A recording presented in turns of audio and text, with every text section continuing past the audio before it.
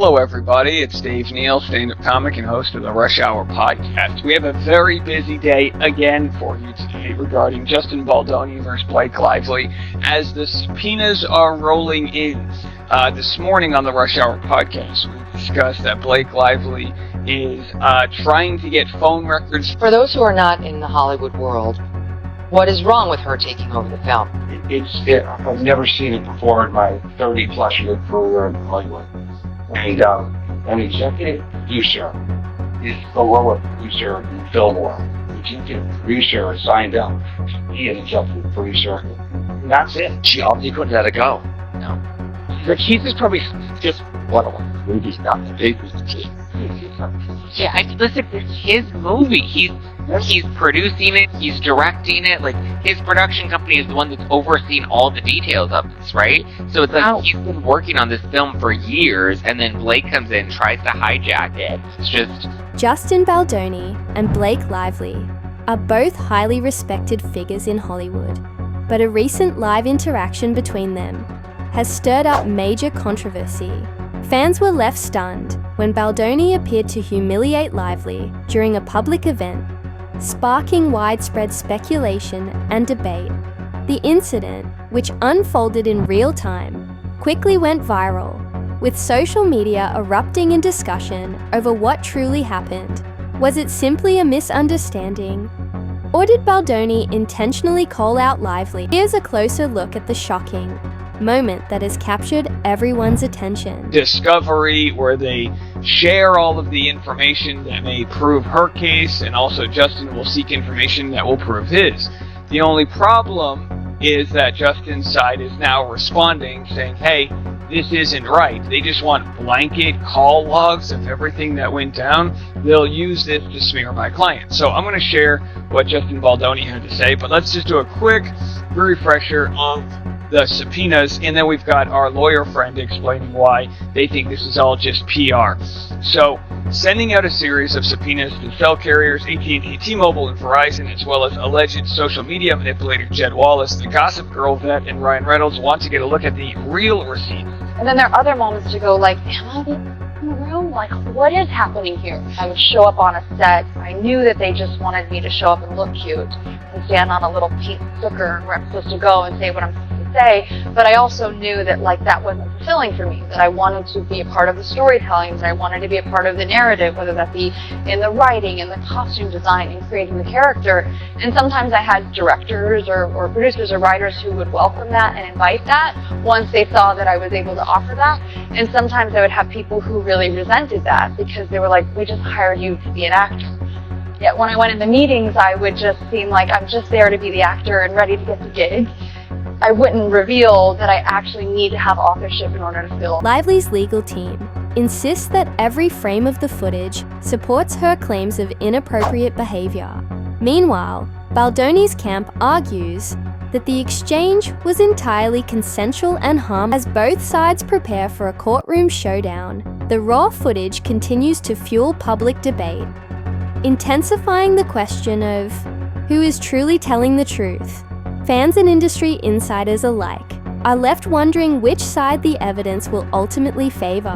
They accused Justin Baldoni of acting creepy towards her, how the whole set was super tense all the time. I don't know, that kind of looks like two co-stars getting along. The harassment as a portion of the video. You know, in her lawsuit, Blake Lively accused Justin Baldoni of making inappropriate comments about her body. In his lawsuit, Justin Baldoni countered, saying, actually no, Blake Lively was the one who made fun of my nose. Roll the tape.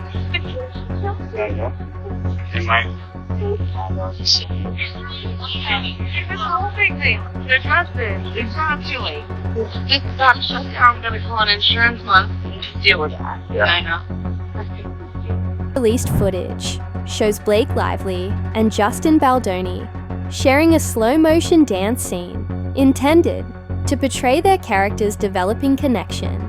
According to Baldoni's team, the video captures a spontaneous, unscripted exchange between the two actors, featuring lighthearted banter and playful comments about Lively's scent. Lively humorously mentions her body makeup in response. Baldoni's representatives emphasize that the moment was filmed with mutual respect and professionalism, clarifying that there was no intention to cross any boundaries. In Lee's lawsuit, she accused Justin Baldoni of trying to kiss her without her consent during intimate scenes. She also accused him of making uncomfortable comments, saying she smelled good.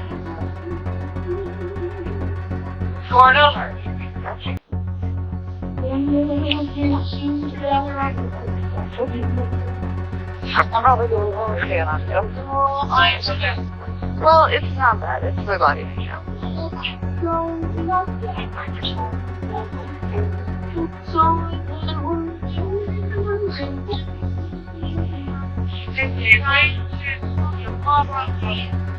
Alright, Chuck. Also important to note that earlier on in the footage, Blake and Justin actually agree that they don't want to physically kiss because they want to leave the audience wanting more, and it looks.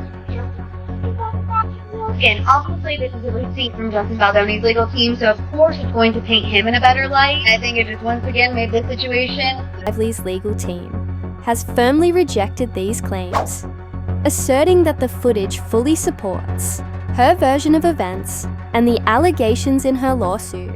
Lively contends that during a similar slow dance scene on set, Baldoni leaned in too close and engaged in behavior she considers inappropriate and unprofessional.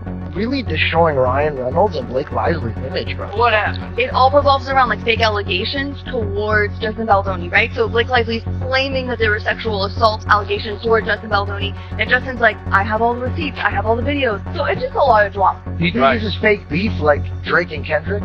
No, but I think that if we're either one of them, it could like detrimental to their career. Do you know what I mean? But it ends with us. I want to make this very clear. Ryan Reynolds, if you get past this clip of us talking about your relationship, just know, I don't care. I still love you, man. I love your movies. I love everything you did. I actually hope things get so complicated and terrible for you guys that you guys break up and then I slide into Blake Lively's life. That's what I hope. I defend Justin Baldoni in this lawsuit with Blake Lively because I think she's horrible and she's made up this whole thing. She tried to steal his movie. But he is the most overly feminized man I've had to endure in recent history. Everything he says is self-flagellating over the fact that he's a man, but he's, to me, sort of the embodiment of what happens when you totally emasculate a man. And then she continued, she took that stiletto and stuck it in his heart when he was down there, self-flagellating, being so sorry for anything having to do with his testosterone. And so that's what happens to you, right? You run into somebody who seems like a witch who will take advantage of you and hurt you until finally even that kind of a guy rises up. Now, he didn't do it himself exactly. He hired a badass named Brian Friedman. And he has badass women like me defending him.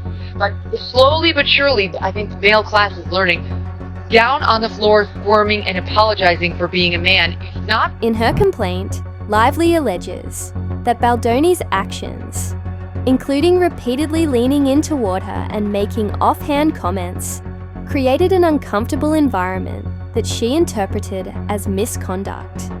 As a result, the raw footage has become a key piece of evidence in the ongoing litigation. Blake Lively then moved 11 days later to file a lawsuit. So now she has filed a lawsuit.